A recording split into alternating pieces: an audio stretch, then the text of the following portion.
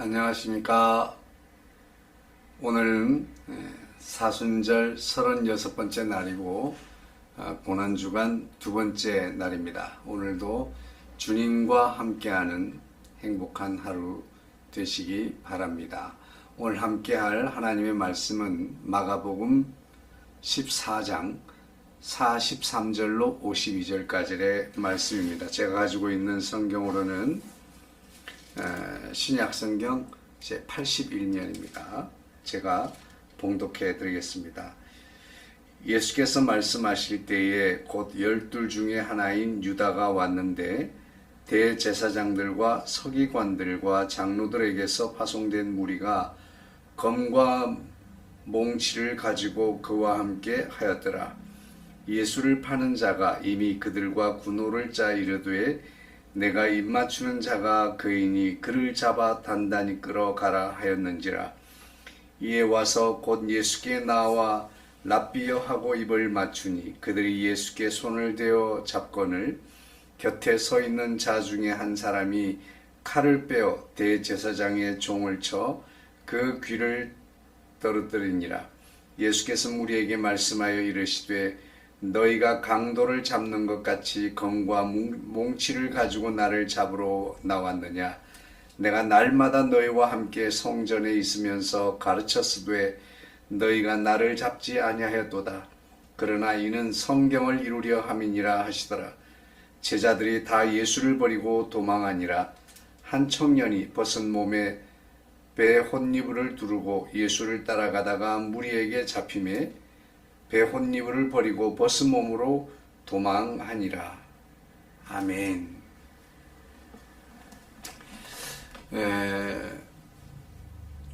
오늘 읽은 말씀은 이제 가룟 유다가 검과 몽치를 들고 예수님을 잡으러 왔습니다. 지금 이곳은 겟세마네 동산입니다. 거기서 예수님이 기도를 하시고 또 베드로와 야고보 요한에게 나를 위하여 깨어서 기도해달라. 어제 말씀드린 대로 그렇습니다. 그런데 오늘 이 현장에는 여러 종류의 사람들이 있습니다. 먼저 예수님이 기도하고 계시고요. 정말 땀방울이 핏방울이 되기까지 정말 마음이 심히 힘들어하는 그런 상황으로 하나님께, 성부 하나님께, 아버지께 기도를 올리는 그런 간절한 기도의 모습이 있습니다. 또 그런가 하면 예수님과 함께 감람산에 왔지만 그곳에서 예수님을 위해서 기도해달라고 하는 그 요청에도 불구하고 잠들어 있는 제자들. 그리고 이제 예수님을 팔기 위하여 늘 함께 예수님이 언제나 그 자리에 계신 것을 알고 있는 제자 가룟 유다가 대제사장과 서기관 그리고 장로들로부터 이 보냄을 받은 병정들, 사람들과 함께 몽치를 들고 무기를 들고 무장한 사람들을 데리고 함께 그 감람산 예수님의 기도의 자리로 나왔습니다. 가룟 유다와 함께한 이 무리들, 무장한 무리들.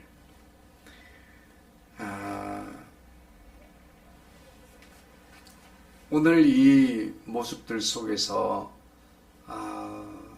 과연 나는 어디쯤 있을까요? 예수님은 지금 십자가를 앞에 놓고 고민하며 기도를 하고 있습니다. 몸부림치며 정말 땀방울이 핏방울이 되기까지 그렇게 간절함으로 기도를 하고 있습니다. 그런데 반해서 깨어 기도해달라고 부탁한 제자들은 잠들어 있습니다. 육체가 피곤하고 고단했기 때문이겠죠. 또 영적으로 잠들어 있었기 때문에 깨어있지 못했을 수도 있습니다.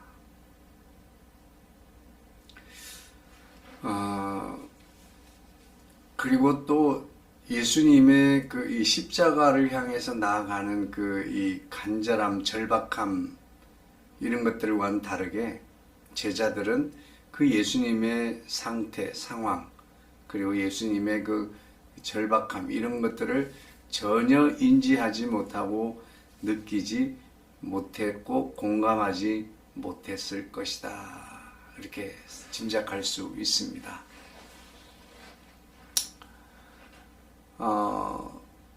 마침 우리가 이렇게 기도하기를 힘쓰는 그런 우리 자신들이 이번 사순절 기간, 특별히 고난 주간에 기도하기를 힘쓰면 어떨까 생각이 듭니다. 또 어떤 분은 고난 주간에 한 끼 금식을 하겠다고 하는 말씀을 드렸을 때 참 주님께서 기뻐하시겠다. 그리고 이 부활의 큰 기쁨의 부활절을 맞이할 수 있겠다라는 생각을 하게 됩니다. 어쨌든 우리의 육체가 깨어나고 우리의 영혼이 깨어나서 정말 이 예수 그리스도에 대한 간절함, 은혜에 대한 갈급함을 가지고 기도할 수 있으면 좋겠습니다. 우리가 기도하지 않는 이유는 육체가 고단해서 잠들어 있기 때문입니다. 육체가 고단하기 때문입니다. 두 번째는 우리의 영혼이 잠들어 있기 때문입니다. 세 번째는 예수님처럼 그 은혜에 대한 갈급함, 절박함 이런 것들이 부족한 때문입니다. 하나님께서 우리에게 은혜에 대한 절박함, 갈급함을 구하도록 그렇게 하시는 때가 있는데 그것은 환경이라고 하는 것을 통해서 우리에게 그렇게 만들어 갑니다. 우리는 미리미리 깨어서 은혜를 구하는 저와 여러분이 되면 좋겠습니다. 예수님은 그렇게 십자가를 앞에 두고 기도합니다. 제자들은 잠들어 있습니다. 그곳에 예수님과 함께 기도의 자리로 올랐던 함께 기도했던 그 사람 가룟 유다는 왜 예수님을 팔기로 했을까요?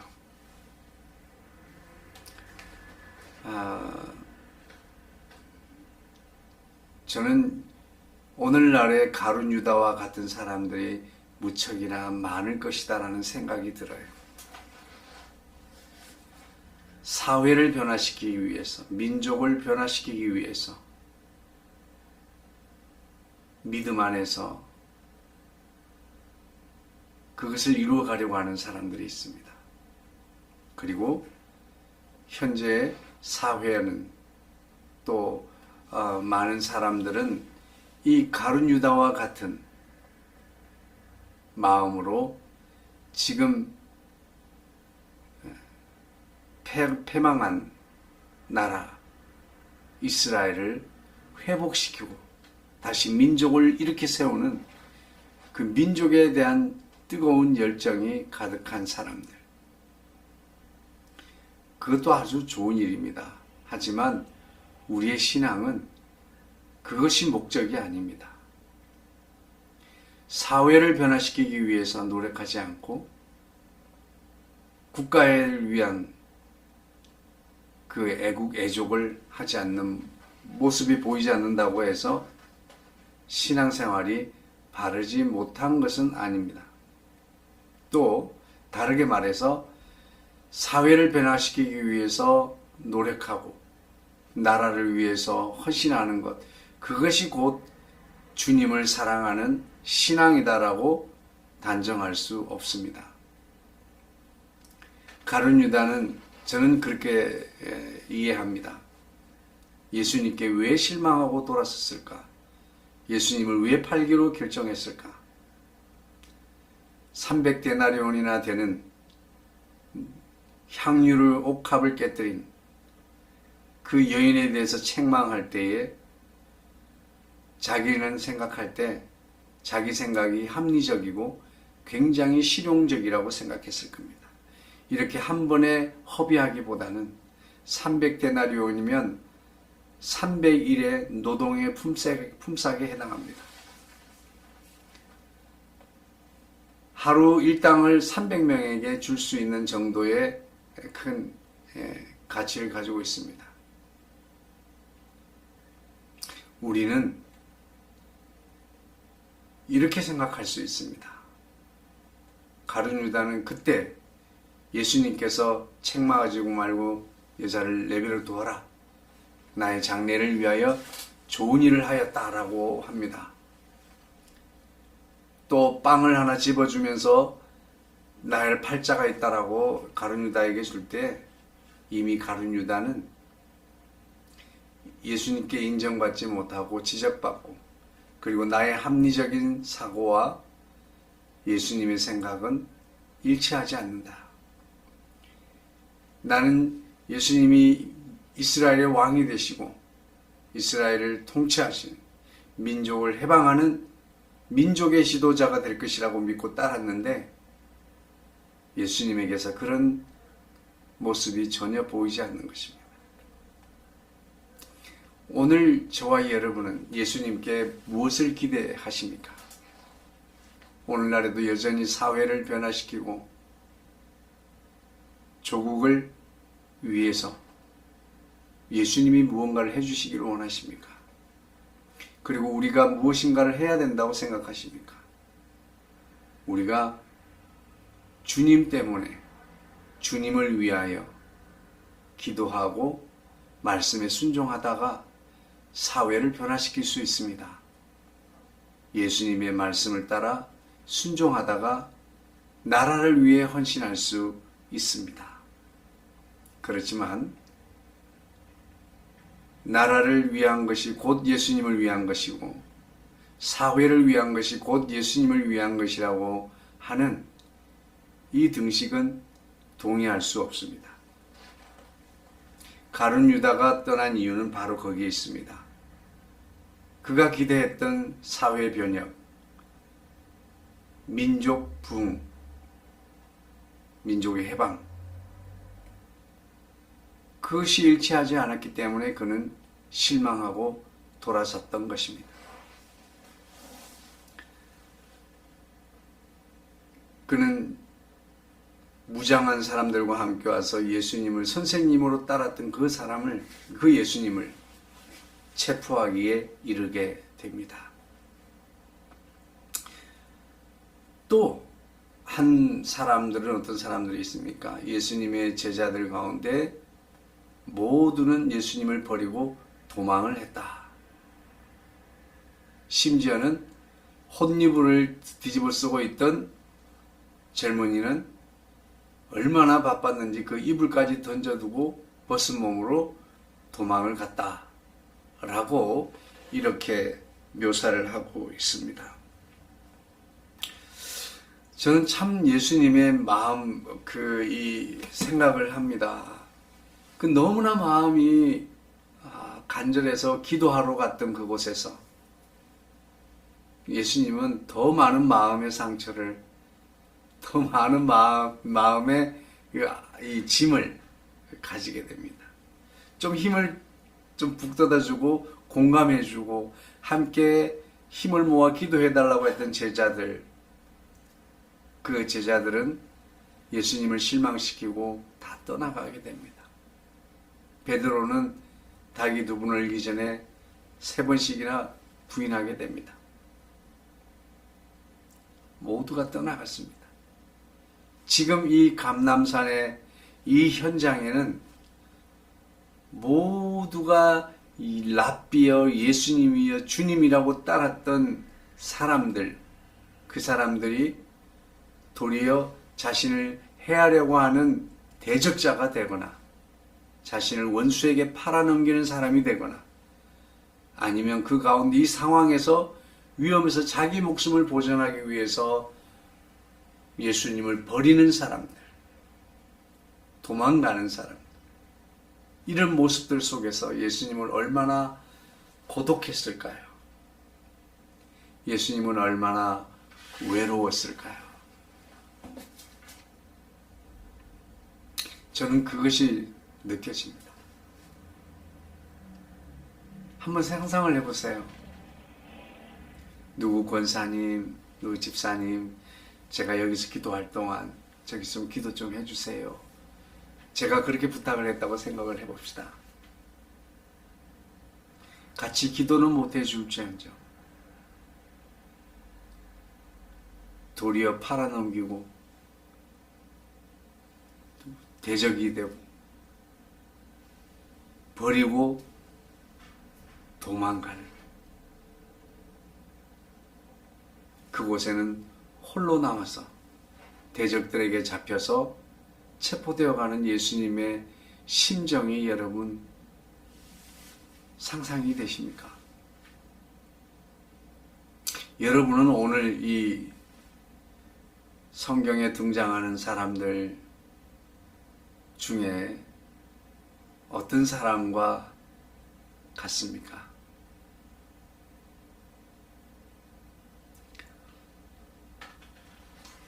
때로는 우리는 예수님을 부인하기도 하고 삶의 현장 속에서 우리는 알지 못하는 사이에 예수님을 팔아넘기기도 하고 우리의 기대와 우리의 바람에 일치하지 않아서 실망할 때도 많고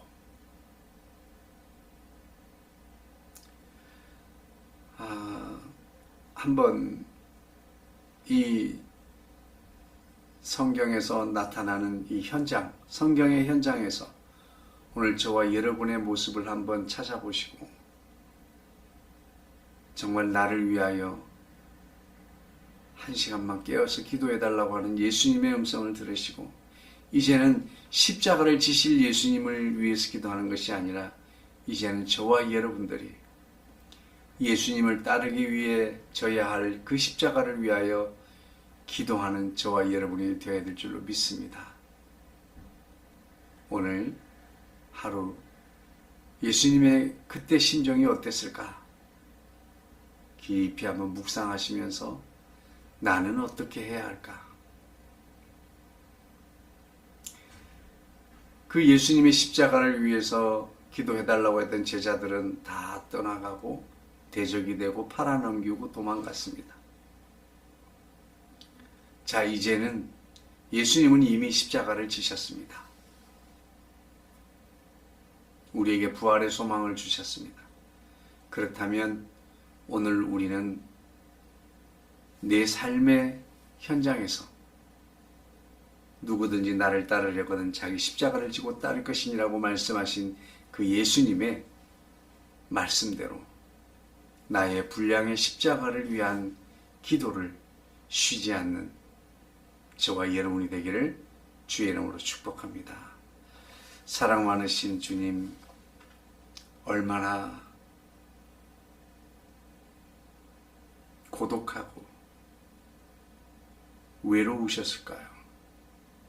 감히 상상을 할 수가 없습니다. 모두가 떠나가고 대적하고 예수님을 팔아넘기고 대적하는 이 모든 상황 가운데에서도 주님은 묵묵히 도살장에 끌려가는 어린 양과 같이 아무 말 없이 십자가에 달리셔서 우리를 위하여 죽으신 주님, 오늘 그 밤에 예수님의 마음을 우리가 오늘 하루 동안 상상하기를 원합니다. 묵상하기를 원합니다. 주님의 마음을 알게 해주시고 우리가 내 분량의 십자가를 위하여 기도하며 주님의 은혜를 구하는 삶을 사는 이 한 주간 되게 하여 주옵소서. 그래서 영광의 십자가를 통하여 영광스러운 부활을 통하여 우리에게 부활의 소망을 주신 그 영광의 부활절을 함께 기뻐하며 찬양하며 예배하는 귀한 부활주의를 맞이할 수 있도록 은혜 내려 주옵소서.